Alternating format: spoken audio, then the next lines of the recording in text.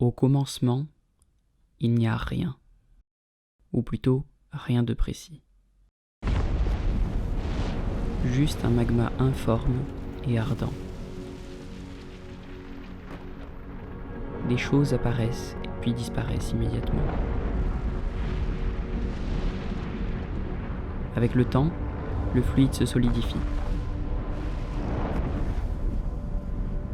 Les éléments finissent par trouver une position stable, au bout d'une durée incommensurable de friction.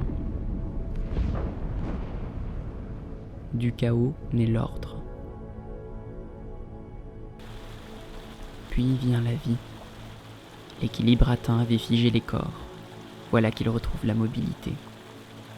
Les choses apparaissent et disparaissent toujours, mais à présent leur existence est plus longue, plus diversifiée. Les êtres vivants se trouvent, s'affrontent et se quittent, dans une lutte qui n'a de cesse de recommencer. L'un doit absorber l'autre, c'est la nature. Je comprends à présent que je suis là, moi aussi. Mon environnement se clarifie alors que je le pense. Tout me fascine dans ces espaces infinis. Les milliards d'espèces animales, les arbres qui déchirent le ciel partant de sols arides en menant une lutte pour l'eau et la lumière. Mais cette fascination se mue en angoisse lorsque je m'aperçois que je ne pourrai jamais saisir la complexité de ce tout. Mes semblables eux-mêmes me sont à la fois si proches et pourtant si étrangers.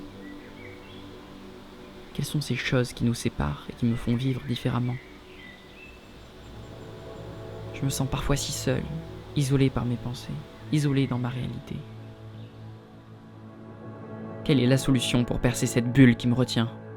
Je dois la crever, afin que le monde puisse s'y engouffrer, afin que ses parois se désagrègent et que je puisse embrasser l'univers dans sa totalité. Maintenant, je comprends. Ce magma originel où tout commence, il n'a pas disparu.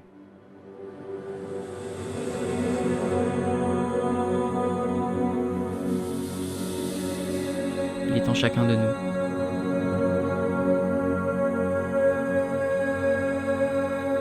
Je n'ai jamais cessé d'exister.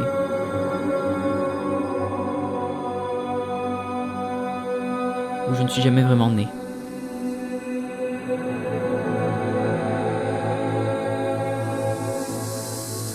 Ce n'est qu'une question de point de vue.